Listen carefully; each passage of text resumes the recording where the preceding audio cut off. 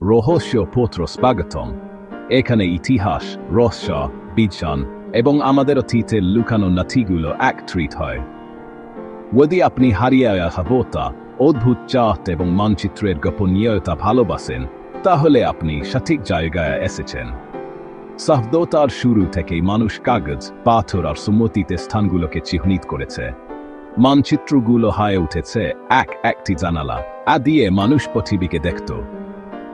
তারা আমাদের বলে কোন ভূমিগুলো পরিচিত ছিল, কোন সমুদ্রকে ভয় পেত, আর কোন পৌরাণিক কাহিনী পুরো জাতিকে পথ দেখাত। কিন্তু কিছু মানচিত্র সহজ বাক্য মানতে চায় না। আবিষ্কারের আগেই উপকূল রেখা, নক্ষত্রদের ভুল অবস্থান আর দস্য হায়া দ্বীপপুঞ্জ। এই মানচিত্র কোররা কি ধ্যান লুকিয়ে রাখছিল, সমতি সংরক্ষণ করছিল, নাকি সম্পূর্ণ ভিন্ন কিছু সংকেতায়িত করছিল? আমরা পিরি রাইসের খণ্ডাংশ থেকে পলিনেশিয়ান স্টিক চার্ট, চীনা নক্ষত্র মানচিত্র থেকে আরবীয় সমুদ্রবক এবং আধুনিক স্যাটেলাইট ওভারলে পূরণত্যাব ইয়া হয়তো হারিয়ে যাওয়া সত্য উন্মোচন করতে পারে। আমি দীনেশ দর্শন। চলুন শুরু করা যাক। আর মনে রাখবেন, আর্কাইভ সব সময় খোলা থাকে। মানচিত্র কি অন্তর ছিল, রহস্য ছিল, আধ্যাত্মিক চিত্র ছিল, নাকি হারিয়ে যাওয়া কিছু রেকর্ড, হয়তো অন্য মাত্রারও? আমরা এসো নিয়ে আলোচনা করব। প্রথম গন্তব্য, পিরি রাইস মানচিত্র। এ ধান্দা আধুনিক বিতর্কের জন্ম দিয়েছে। শেষ শতাব্দীর একজন আদমিরাল কি জানতেন আর কে তাকে বলেছিল? চলুন কালি, নোট এবং দাবিগুলো ডিকোড করি। 2000 সালে তপকাপি প্রাসাদে আবিষ্কৃত পিরি রাইস মানচিত্রটি অপ্রত্যাশিত উপকূল লেখা দিয়ে পণ্ডিতদের হতবাক করে দিয়েছিল। এটি দক্ষিণ আমেরিকা এবং আফ্রিকার কিছু অংশ আশ্চর্যজনক নির্ভুলতার সাথে দেখায়। কেউ কেউ একটি দক্ষিণের রূপলেখাকে অ্যান্টার্কটিকা হিসাবে পারো এবং কেবল বরফে খাকা উপকূল লেখা না, উন্মুক্ত ভূমিও। বরফভেদকারী জরিপের সাথে তুলনা করলে অদ্ভুত মিলগুলো বেরিয়ে আসে, যদিও বাক্যা বিন্দন হতে পারে। পিরি রাইস লিখেছিলেন তিনি পূর্ণ ওয়েস্ট থেকে চার্টগুলো সংকলন করেছেন, এমনকি আলেকজান্দ্রিয় ওয়েস্ট বলেও দাবি করেছেন। পণ্ডিতরা আলেকজান্দ্রিয়ার মতো হারিয়ে যাওয়া গ্রন্থাগারগুলোকে সেই আগের মানচিত্রগুলির সম্ভাব্য ওয়েস্ট হিসাবে প্রস্তাব করেন। ফ্রামাউরের উপত্যকার মানচিত্র 1845 সালের দিকে আঁকা হয়েছিল, বিভিন্ন সংস্কৃতির স্থানকে একত্রিত করেছিল। এতে আশ্চর্যজনক তথ্য রয়েছে: চীনা সমুদ্রযাত্রা, আফ্রিকান বাণিজ্য পথ, এমনকি অস্ট্রেলিয়ার মতো ভূমির ইঙ্গিত। মায়ুসাদস্য দ্বীপপুঞ্জ, সমুদ্র দানব এবং রহস্যময় শিলালিপি। কেউ কেউ বলেন তিনি পৌরাণিক কাহিনীর মতকে বিপজ্জনক সত্যকে সংকেতায়িত করেছেন। মতবাদ দ্বারা নিয়ন্ত্রিত বিশ্বে বাস্তবতার সাথে রূপকের মিশ্রণ স্থান সংরক্ষণের একটি উপায় হতে পারে। ফ্রামাউরের কাজ আমাদের মনে করিয়ে দেয় এ মধ্যযুগের মানচিত্রগুলি ছিল বৈশ্বিক সহযোগিতা, অনেক কণ্ঠস্বর থেকে একত্রিত। এরপর আকাশের মানচিত্র, চীনা নক্ষত্র চার্ট এবং মন্ডলা স্থান ছাড়াও আরও অনেক কিছু মানচিত্র তৈরি করেছে। দুনহুয়ানে প্রায় 30 খ্রিস্টাব্দের একটি নক্ষত্র চার্ট 1300-ও বেশি নক্ষত্রকে সুনির্দিষ্ট বিন্যাসে দেখায়। চীনা জ্যোতির্বিদ্যা আকাশকে পার্থিব শাসনের সাথে যুক্ত করেছিল। আকাশকে মানচিত্র করা ছিল রাজনৈতিক ও আধ্যাত্মিক। দুনহুয়ান চার্টের কিছু নক্ষত্রমণ্ডল তার সময়ের দৃশ্যমান আকাশের সাথে মেলে না। পুরনো নক্ষত্রের অবস্থান সংরক্ষণের ইঙ্গিত দেয়। এটা কি ভুল ছিল, নাকি অক্ষীয় পরিবর্তনের কারণে ষষ্ঠ পূর্ববর্তী আকাশের একটি অবশেষ? ভারতে মডেলগুলি মহাবিশ্বের মানচিত্র, স্তরযুক্ত, প্রতীকী, শারীরিক এবং অভিবিদক সমতলকে মানচিত্রিত করে। এগুলি আধুনিক অর্থে নেভিগেশনাল চার্ট নেয়। এগুলি অভ্যন্তরীণ এবং বাহ্যিক বিশ্ব অতিক্রম করার জন্য নির্দেশাবলী। আকাশের মানচিত্র রুলার্সদের বদ্ধতা দিত পার্থিব ক্ষমতার জন্য একটি মহাজাগতিক আয়না। এশিয়া জুড়ে মন্দির এবং শহরগুলি মহাজাগতিক বিন্যাসের সাথে সারিবদ্ধ ছিল। মানচিত্রগুলি ছিল পাথরের নির্দেশাবলী। যদি নক্ষত্র চার্ট এবং মন্ডলাগুলি বাস্তবতার বিভিন্ন স্তরকে সংকেতায়িত করে, তাহলে মানচিত্রগুলি বহুমাত্রিক সরঞ্জাম হতে পারে। সমুদ্রের আড়ে অন্য লোকেরা গতিকে মানচিত্রিত করছিল।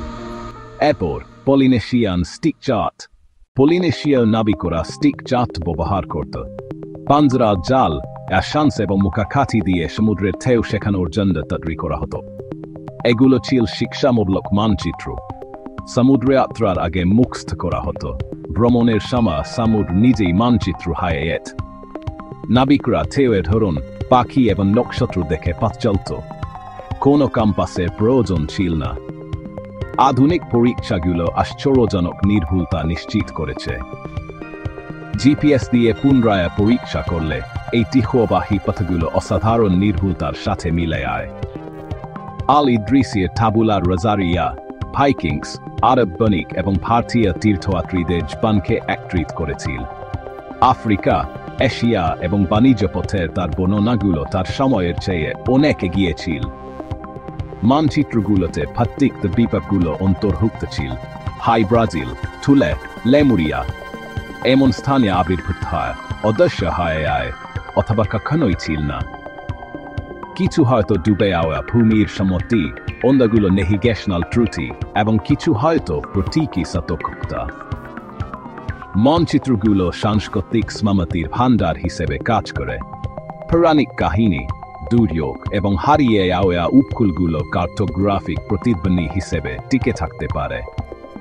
আক্ষরিক হোক বা প্রতীকী, এই ভৌতিক দ্বীপগুলো শত শত বছর ধরে অন্বেষণ এবং কল্পনাকে প্রভাবিত করেছে। কেউ কেউ এই কপ্তহলগুলোকে মানব ইতিহাস হিসেবে ব্যাখ্যা করেন, অন্যরা আরও বিতর্কিত ব্যাখ্যা দেখেন। আমরা চাঞ্চল্যকর এবং পাণ্ডিত্যপূর্ণ উভয়টি পরীক্ষা করব। কোনটি প্রমাণ, কোনটি ব্যাখ্যা? আটলান্টিস থেকে মুভ এবং লেমুরিয়া পর্যন্ত মানচিত্রগুলি হারিয়ে যাওয়া সভ্যতার সম্ভাবনাকে বাঁচিয়ে রেখেছে। রেনেসাঁসের মানচিত্র নির্মাতারা কখনো কখনো এই ভূমিগুলিকে প্রতীকীভাবে স্থাপন করতেন। আক্ষরিক এবং নাত্বিক উভয় শিক্ষায় বিতর্কিত কণ্ঠস্বরগুলি বহির্জাগতিক ইনপুটের প্রস্তাব করে, সমসাময়িক প্রযুক্তির বাইরে নির্ভুলতা। এই দাবিগুলি অনুমানমূলক রয়ে গেছে। মূলধারার পণ্ডিতরা প্রথমে মানবিক ব্যাখ্যা খুঁজেন। বিভিন্ন সংস্কৃতিতে আমরা আকাশদেবতা, স্পোলক থেকে আগত শিক্ষক এবং স্বর্গীয় মানচিত্রের পৌরাণিক কাহিনী খুঁজে পাই। এই ধরনের বর্ণনাকে প্রতীকী, সম্মতিমূলক অথবা যদি কেউ অসাধারণ অনুমান গ্রহণ করে বহিরাগত যুগায়ুগের প্রমাণ হিসাবে পড়া যেতে পারে। মানচিত্র রাজনৈতিক কর্তৃপক্ষ বাণিজ্য ও বিশ্বাস নিয়ন্ত্রণের জন্য ভৌগোলিক স্থান গোপন বা দমন করেছে। পুনরায় আঁকা মানচিত্র সাম্রাজ্য প্রতিষ্ঠা, জাতিগোষ্ঠীকে মুছে ফেলা এবং কি মনে রাখা হবে তা নির্ধারণ করতে ব্যবহৃত হয়েছে। সানলাইন, কসমোগ্রাম এবং মণ্ডলাগুলি কেবল ভূগোল নয়, তারা পূর্বপুরুষ এবং আধ্যাত্মিক পাথগুলিও মানচিত্রিত করে। কিছু মানচিত্র কি পরিবর্তিত অবস্থা বা বাস্তবতার সমান্তরাল স্তরে প্রবেশদ্বার হতে পারে। এটি একটি উস্কানিমূলক কিন্তু আকর্ষণীয় ধারণা। অসাধারণ দাবির জন্য অসাধারণ প্রমাণের প্রয়োজন। তবুও ফাঙ্ক এবং অসঙ্গতিগুলো সতর্ক বয়নের আহ্বান জানায়। এখন আমাদের যুগের সরঞ্জাম, স্যাটেলাইট, এআই এবং ডিজিটালে নতুন স্পষ্টতা আনতে পারে। আজ আমরা প্রাচীন মানচিত্রগুলোকে স্যাটেলাইট এবং রাডার ডেটার সাথে ওভারলে করি। মাঝে মাঝে আশ্চর্যজনক সম্পর্ক দেখা যায়। এআই ম্লানকালি পুনরুদ্ধার করতে পারে, আন্ডা ড্রেইনগুলি প্রকাশ করতে পারে এবং মুছে ফেলা নোটগুলি ফিরিয়ে আনতে পারে। ভূতদের আবার দশে ফিরিয়ে আনতে পারে। আধুনিক স্টানের সাথে পিরি রেইসের পুনর্মূল্যায়ন এমন সারিবদ্ধতা দেখায় যা সতর্ক ব্যাখ্যা দাবি রাখে। কিন্তু সম্পর্ক প্রমাণ নয়। বিজ্ঞানীরা পরীক্ষা করেন, ক্রস-চেক করেন এবং বিকল্প পাঠগুলি বিবেচনা করেন। একটি একক ডিজিটাল গ্লোব কল্পনা করুন। আধুনিক ভূগোল এবং পৌরাণিক, আধ্যাত্মিক এবং দমন করা কার্টোগ্রাফিগুলি একসাথে স্তরিত। এখন আমরা আদিবাসী এবং মৌখিক মানচিত্র অন্তর্ভুক্ত করি, তখন নতুন পথ এবং সম্পদ নেতাহক আকাশ থেকে দৃশ্যমান হয়। আধুনিক ম্যাপিং আমাদের মানুষের প্রভাবও দেখায়।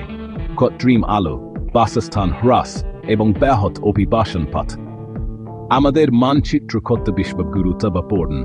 প্রজাতি, ইতিহাস এবং ভবিষ্যতের তত্ত্বাবধানের জন্য। তাহলে প্রাচীনরা কি লুকোচ্ছিল? হয়তো কিছুই খারাপ কিছু না, কিন্তু সবকিছুই মানবীয়। সম্মতি, পৌরাণিক কাহিনী, জমান এবং ভাই। মানচিত্র কখনো স্থির থাকে না, তারা মানবাত্মার জীবন্ত আর্কাইভ, নতুন চোখে পালার অপেক্ষায়। যদি আপনি এই যাত্রা উপভোগ করে থাকেন, তাহলে ইনফিনিট আর্কাইভে সাবস্ক্রাইব করুন এবং অতীতে আমাদের পূর্ববর্তী অভিযানে যোগ দিন। আর্কাইভ সবসময় খোলা থাকে। পরের বার দেখা হবে।